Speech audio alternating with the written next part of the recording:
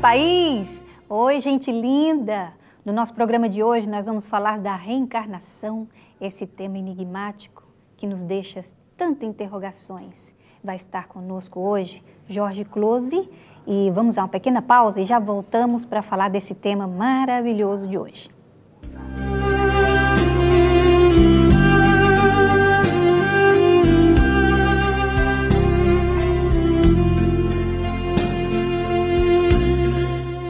Jorge. Oi, Cristina. Como vai você? Tudo bem, querida. Tudo e bem? você? Fazia tempo que você não vinha aos nossos programas. Estávamos com saudade de você. Jorge, sim. A reencarnação... Vamos primeiro dividir aqueles 3 grupos de pessoas que acreditam que... Primeiro os que não acreditam em reencarnação, né? Ok. Depois os que acreditam em reencarnação. Ok. Para os que acreditam, aqueles que acreditam, pensam que a gente volta a esse mundo para terminar de fazer aquilo que não deu tempo, enfim, os resgates e tudo. Mas tem pessoas que acreditam em vida após a morte, mas que não volta aqui na Terra, que vai para um outro plano, superior ou inferior, segundo o seu merecimento. E tem o terceiro grupo que acredita que não existe. Que não volta, né? Que não existe nada. Que não existe nada depois da morte. Isso. Para melhor entender a reencarnação, Jorge, por onde é que a gente deveria começar a entender? Bom, a primeira coisa, Cristina, é a gente dar uma olhada e ver como é que nós somos como seres humanos, né? Ou se quisermos o animal humanoide, de que se compõe. E aí é que vem então a natureza nossa. Deus, quando nos cria matéria e espírito. São duas coisas completamente diferentes. O espírito é eterno. A matéria é perecedera. Então, quando nós vemos aqui na Terra, na realidade, somos um espírito que vai habitar um animal que se chama humanoide. E os dois juntos vão formar o ser humano, com a consciência, a inteligência, as capacidades do ser humano que nos distinguem dos outros animais. Mas é o primeiro conceito, ou seja, espírito, matéria, coisas diferentes e que uma coisa interactua com a outra. Quando nós dizemos que nós morremos, o que acontece? O corpo falece, o corpo, a matéria desgastada ou não, enferma ou não, começa a entrar em decomposição. O espírito, nesse momento, se libera. Para alguns, para os politeístas, volta a uma situação de uma energia total, digamos que depois vai voltar a ser reutilizada de alguma maneira. Para as pessoas, em especial os de Ocidente, esse espírito vai ir para um julgamento que vai ser então decidido o destino, a finalidade desse espírito pelo resto da eternidade, ou os fogos do inferno ou o céu. Para aqueles de nós que acreditamos na reencarnação e acreditamos nisso como testemunho à justiça e amor de Deus. Por quê? Todos nós nascemos em situações diferentes, famílias diferentes, situações econômicas, sociais diferentes, alguns no meio hostil, agressivo, alguns abusados, alguns protegidos, e isso vai ajudar a formar essa pessoa nessa encarnação. Não seria justo julgar a uma pessoa por uma única existência. E para isso, então, se condenado aos fogos eternos ou condenado ao paraíso eterno. Então, os que acreditamos na reencarnação, entendemos que é a oportunidade que Deus nos dá para voltar a reencarnar, ou seja, a ocupar outro corpo. O corpo que se foi, enterrou, decompôs, né, etc., foi embora. Mas esse espírito volta e ocupa outro corpo. Para quê? Para que nesta nova encarnação termine de aperfeiçoar ou continue seu progresso espiritual. Vai desencarnar de novo e vai reencarnar de novo tantas vezes quanto for necessário até ir se aperfeiçoando. E pode acontecer dele não querer reencarnar por não querer enfrentar suas provas? Bom, o tema é assim, depende das crenças. Nós, dentro do Espiritismo, que foi a base formada por Allan Kardec em 1857, transcrito nas obras dele, nos explica que o progresso é inevitável. Todos nós, como espíritos, somos criados da mesma forma, simples e ignorantes. Tem uma frase no livro que diz que tudo se entrelaça e tende à unidade. E tende à unidade. Então, o que acontece? Nós, vamos dizer, ocupamos o primeiro corpo nosso, né? Encarnamos, começamos, é como se fosse uma escola. A analogia é muito boa. Vamos ver, nós então, a primeira encarnação nossa, vamos dizer que é o kinder, que é o pré-escolar. Onde nós vamos para aprender e rendir algumas matérias, mais simples no começo.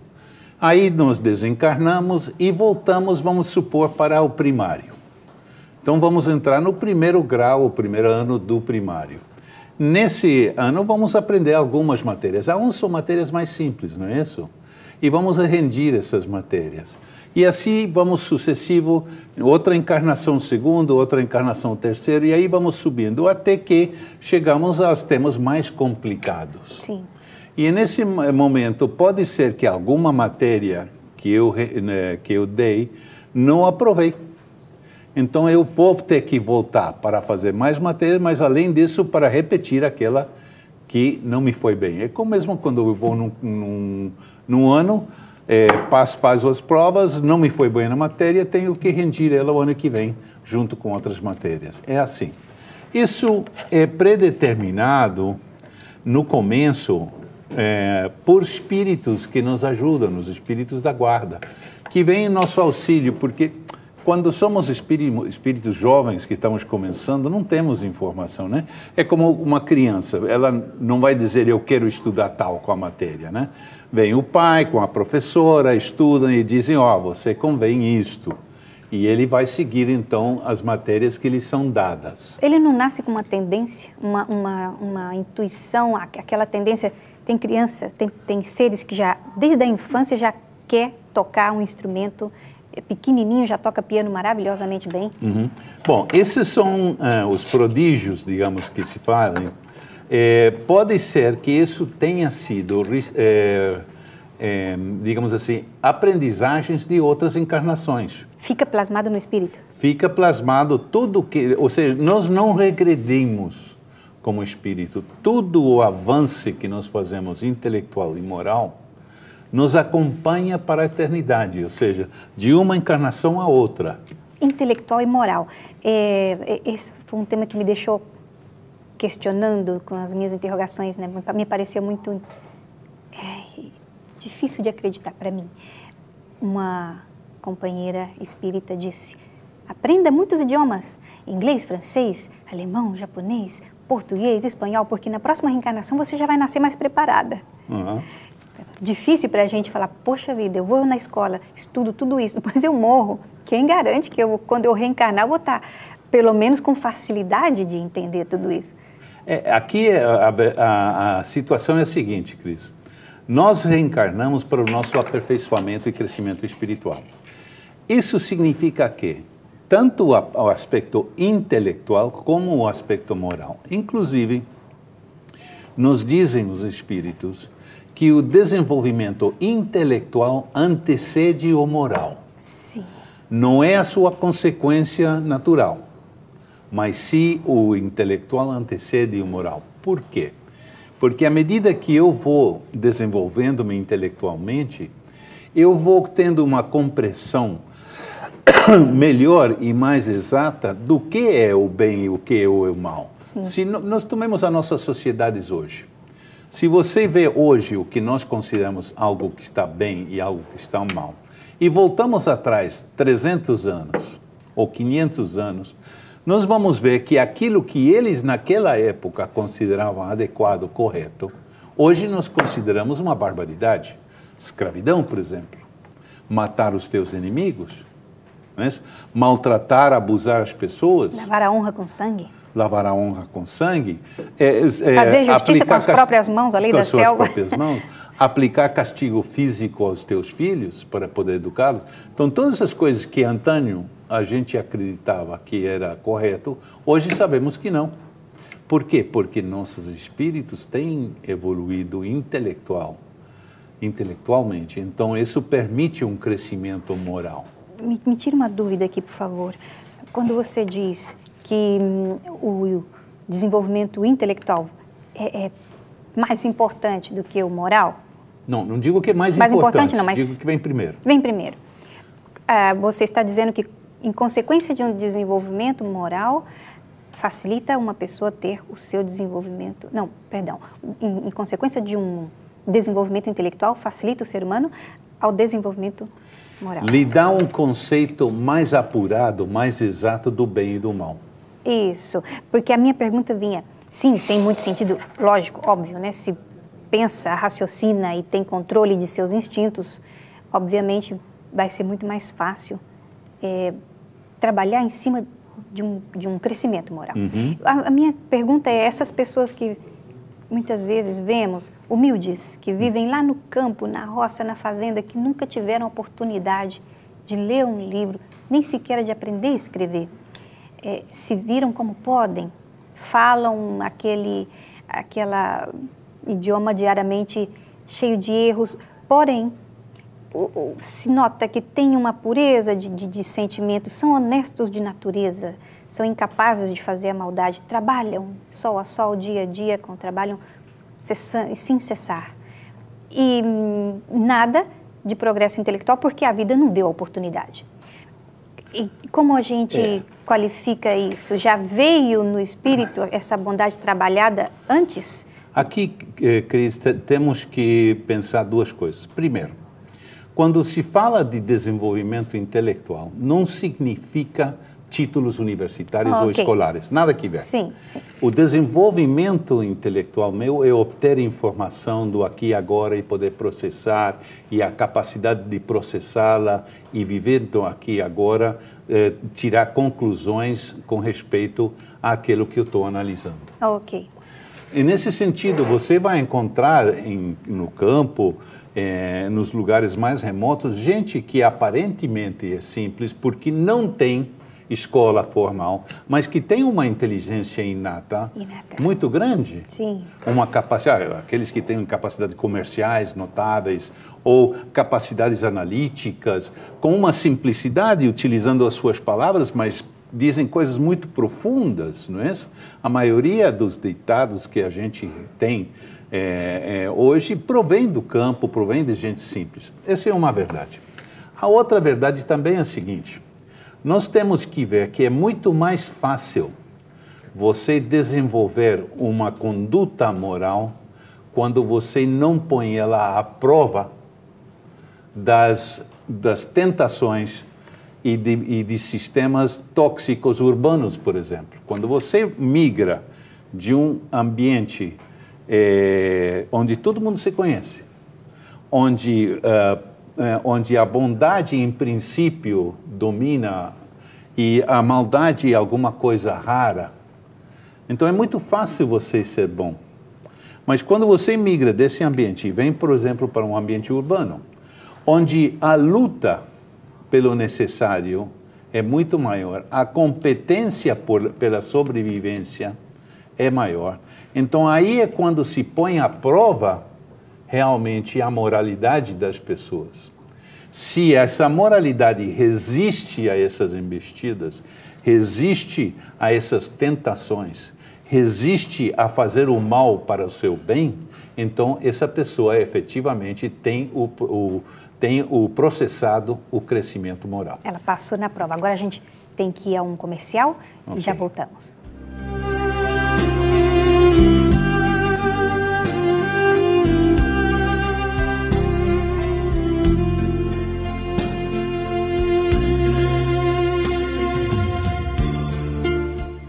Aqui estamos de volta, eu estou conversando com Jorge Close, o nosso tema de hoje é a reencarnação, e você estava me dizendo, Jorge, que o título escolar, a escolaridade, a academia, vamos dizer, não sempre vem acompanhado do crescimento moral. Não. Tem muita lógica, porque incluso se pode ver muitas vezes pessoas muito orgulhosas demais, em excesso de seu conhecimento acadêmico, porque por falar vários idiomas, ter muito estudo, haver estudado em várias universidades, se sentem superior ao outro. Bom, aqui eu queria te convidar a pensar um pouco diferente. Porque é muito comum ver as pessoas que falam muito de si, que falam muito de quem conhece, de o que conhece, de como elas são iluminadas e etc. tal, que nós tendemos a pensar que elas se acham melhor que os demais. Quando, na realidade, o que acontece é que a autoestima dessa pessoa é tão baixo que ela se vê na obrigação de bater o seu próprio tambor, de ela mesma falar de suas qualidades, para provar aos demais que ela é valorosa, que ela é uma boa pessoa. Sim. Então, isso faz ao orgulho. Nós vamos ver que quanto mais dura o exterior de uma pessoa, quanto mais prepotente ela é, mais frágil e débil é a sua intimidade e o seu interior. Sim. E nesse sentido, é importante conhecer isso para nós poder ajudar essas pessoas e compreendê-las, né? Porque realmente tendem elas a afastar as outras pessoas por motivos óbvios. Exatamente. Existe uma repulsão instintiva, até inconsciente, a gente se afasta dessas pessoas. Claro. Naturalmente. Assim é. Isso mesmo. Que maravilha poder ver uma pessoa nesse estado, vamos dizer, barulhento, de querer fazer se notar na vida, e poder compreender, e poder não rejeitar assim de instinto de imediato, né? Isso. Por isso é tão importante, Cris, que nós entendamos sobre nós mesmos e aprendamos a amar-nos e valorizar-nos. Muitas pessoas confundem egoísmo com amor próprio e autoestima. Agora eu vou te fazer essa pergunta, que eu preciso fazer essa pergunta, porque inclusive é a curiosidade de todo mundo. Qual é a sensível diferença entre o orgulho, o amor próprio, a autoestima? O que é que separa uma coisa da outra, para que nós não nos enganemos? Ok. Quando nós falamos de egoísmo, eu vou te fazer uma coisa muito simples. Lembre-se da última vez que alguém falou que você era egoísta. Por que eles te disseram que você era egoísta? Me disseram? Eu sempre fui muito egoísta, não sei dizer. Não sei se você é ou não. Mas por que eles te disseram você é egoísta? Porque você não quis fazer o que eles queriam que você fizesse. Ou porque eu fiz alguma coisa que beneficiava somente a mim. Bom, essa é outra coisa, certo? Mas na interpretação de quem beneficiava somente a você? O que não foi beneficiado. O que não foi beneficiado. Então, aqui a gente tem que tomar essas coisas com certa delicadeza. Com pinças. Com pinça. Então, o que quero dizer com isso? A grande diferença é esta. Porque se eu estou tranquilo com respeito ao meu valor, eu não sinto a obrigação de entrar em competir com alguém. Competir. Com ninguém. Entende? Então, eu posso estar tranquilo comigo mesmo, eu não tenho que bater o meu próprio tambor, nem dizer... Se as pessoas vão ver a minha atuação, vão saber o que eu sou capaz ou não. Entende? Então, eu não tenho que provar as coisas, estar constantemente provando. E isso é uma dos malefícios dos nossos tempos. Né? Porque nós temos, vamos dizer assim, crescemos pensando que nós temos que ser perfeitos. A perfeição não existe. A perfeição não existe. Desse mundo. Todo mundo erra, não é verdade? E isso nos demos, todo mundo te diz, sim, você já errou, sim. Então eu pergunto, por que você se sente mal quando você erra? Se é normal, se é humano errar. Tampouco acomodar-se no erro, aprender do erro e errar com coisas novas, não errar com as mesmas coisas de sempre. Não errar com as mesmas coisas, isso faz a nossa inteligência. E faz a inteligência, okay? Muito bem. Sim. Que maravilha isso. Aceitar que errou, aprender do erro e avançar, né? Não ficar se castigando lá, eu errei. Deve ser um eco do orgulho condenando ao erro? Você errou, você deveria ter sido perfeito e você não foi? É que o orgulho é o seguinte, querida, o orgulho se dá quando eu digo, eu tenho orgulho que fiz tal coisa, o que eu estou dizendo? Eu sou melhor que os outros porque eu consigo fazer isso. Porque eu consigo. Ou eu sou melhor que os outros porque eu nasci numa família socialmente mais isso. Ou eu sou melhor que os outros porque minha sangue é azul. Todas essas mentiras e absurdos que existem no mundo de hoje. Ou eu sou melhor porque eu tenho um Mercedes em vez de uma bicicleta.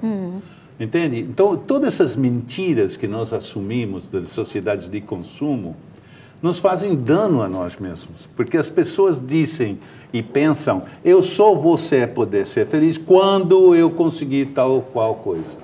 Claro. E isso é mentira. A dependência do material. A dependência do material. Porque quando consegue isso, continua e precisa de mais coisas. E mais, e mais, e mais. E nunca é suficiente. Então, chegando a uma conclusão, o amor próprio, a autoestima, ela é mais silenciosa, ela é mais humilde? Ela vem acompanhada da humildade? Ela proporciona a humildade, porquanto você não tem que provar nada para ninguém. Essa necessidade de não querer provar nada é uma tranquilidade interna. É a tranquilidade interior, né? Essa calma. Ok? Se alguém me diz a mim, você é feio, e eu não me acho feio, eu não vou me ofender. Ou se alguém me diz, você é um ignorante, eu digo, tem razão. É verdade, porque eu ignoro muito mais do que eu sei. Né? E tanto é que entre todos nós é assim. Essa é a grande verdade. Por isso estamos aqui, para aprender. Para aprender. Então, se eu acho, por outro lado, que eu tenho a obrigação de saber de tudo, então, quando alguém me diz isso, eu não somente me ofendo, como me defendo. Exatamente. E começo a agredir e mostrar quanto eu sei. Que é exatamente. Quando é desnecessário. Que maravilhoso poder ver isso e pensar assim... voltando, né? Tudo isso vai dentro da compreensão de entender o que é a reencarnação. Aí eu vou fazer, né, a pergunta que faz do tema reencarnação ser algo enigmático, misterioso. Por que não nos acordamos, ou pelo menos de maneira consciente, das nossas existências passadas, das nossas vidas passadas? Porque se nós nos acordássemos, a reencarnação não seria um mistério, não seria um tema enigmático e seria um tema corriqueiro do dia a dia. Mas deixaria servir o propósito básico que é o aprendizagem. Porque temos que lembrar disso. Por que um espírito habita um corpo? O espírito não tem emoções, não tem necessidades básicas, não tem instintos. O animal sim tem, né? Então, as emoções, o medo, a tristeza, a raiva, o libido, ou prazer, né? Então isso é do animal. Os instintos de sobrevivência, etc, tal, isso é do animal. As necessidades de alimentar-se, etc, da expressão sexual e tudo isso, isso é do animal. Você sabe que eu pensei que as emoções vinham do espírito? Não. Do espírito estão as sensações e os sentimentos. O espírito traz consigo o amor, o afeto, coisa que você vê que no reino animal não existe como emoção. Esse é reservado ao espírito que traz isso. Tanto é que quando as pessoas... Eu convido a todo mundo a pensar e ver. Qual foi o último momento, qual foi o momento mais feliz da sua vida? Ou um dos momentos felizes? Vamos lembrar dele agora. Eu não preciso fazer muito esforço, porque toda mulher que é mãe, o momento mais feliz de sua vida é quando seu filho nasceu. Por quê? Por que foi feliz? Eu desejei meu filho, eu fui uma grávida feliz. Sim, mas por que muito você... amor, né? Acho que é muito amor materno. Amor. É isso que é. Então, se você vê, você vai entender que o espiritual, o afetivo é que traz a felicidade. O prazer é dado pela atenção das nossas necessidades animais. E o bem-estar é atendido pela atenção das necessidades sociais. Entende? Então, essa é a aprendizagem, digamos, com respeito às encarnações. Então, o que acontece? Se eu voltasse a reencarnar, lembrando de todas as outras encarnações e tudo o que me aconteceu desde o primeiro, sim, seria muito difícil conviver comigo mesmo. Claro. Porque entraria em conflitos. Quem sou? Sou aquele, sou este, sou hoje, sou Como quem é que eu sou? pude ser capaz de fazer isso? Ou como fui capaz de fazer isso, ou por que não sou capaz de fazer aquilo outro, entende? Como é que fizeram isso comigo? Como é que fizeram isso comigo? Então, esses ressentimentos velhos, ódios, etc., tal, poderiam estar... E eu não conseguiria viver a minha vida hoje. Não fluiria Não fluiria. Então, Deus nos permite a cortina do esquecimento. Do esquecimento. Agora a gente tem que ir a um pequeno comercial. Vamos. E já voltamos, não saiam daí. Ok.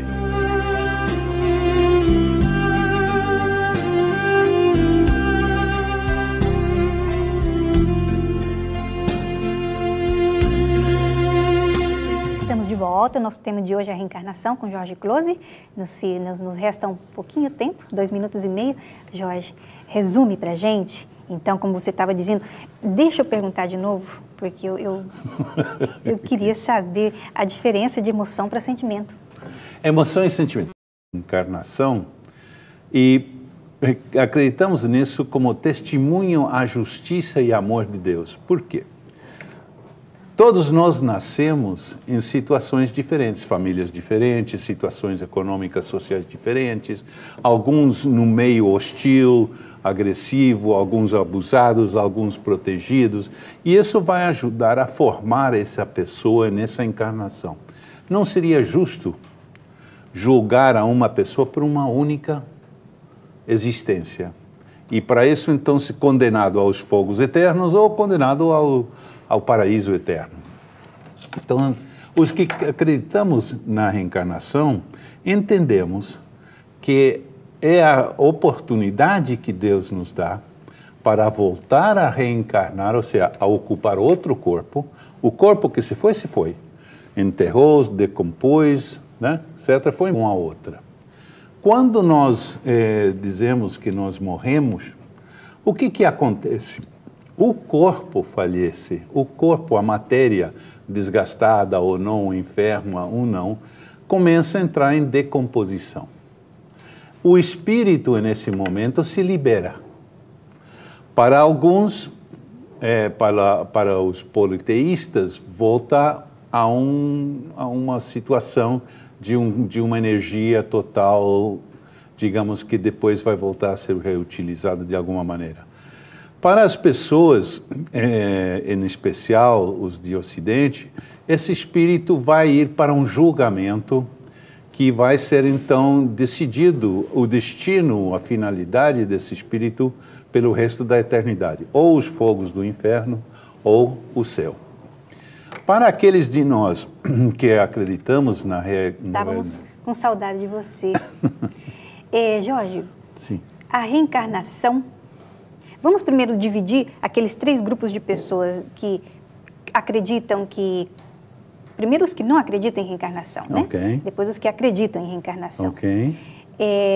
Para os que acreditam, aqueles que acreditam, pensam que a gente volta a esse mundo para terminar de fazer aquilo que não deu tempo, enfim, os resgates e tudo. Mas tem pessoas que acreditam em vida após a morte, mas que não volta aqui na Terra, que vai para um outro plano, superior ou inferior, segundo o seu merecimento. E tem o terceiro grupo que acredita que não existe, que não volta, né? Que não existe nada. Que não existe nada depois da morte. Isso. Para melhor entender a reencarnação, Jorge, por onde é que a gente deveria começar a entender? Bom, a primeira coisa, Cristina, é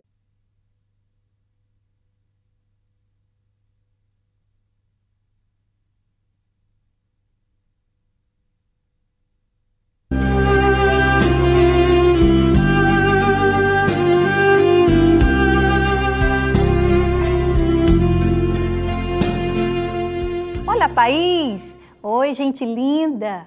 No nosso programa de hoje, nós vamos falar da reencarnação, esse tema enigmático que nos deixa tantas interrogações. Vai estar conosco hoje Jorge Closet e vamos dar uma pequena pausa e já voltamos para falar desse tema maravilhoso de hoje.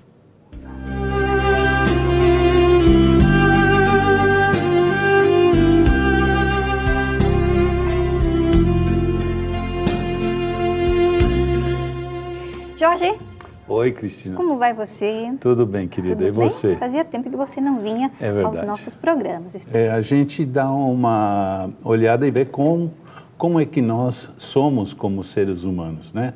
Ou se quisermos o animal humanoide, de que se compõe. E aí é que vem então a natureza nossa. Deus, quando nos cria matéria e espírito. São duas coisas completamente diferentes. O espírito é eterno, a matéria é perecedera. Então, quando nós vemos aqui na Terra, na realidade, somos um espírito que vai habitar um animal que se chama humanoide. E os dois juntos vão formar o ser humano, com a consciência, a inteligência, as capacidades do ser humano que nos distinguem dos outros animais. Mas é o primeiro conceito, ou seja, espírito, matéria, coisas diferentes e que uma coisa interactua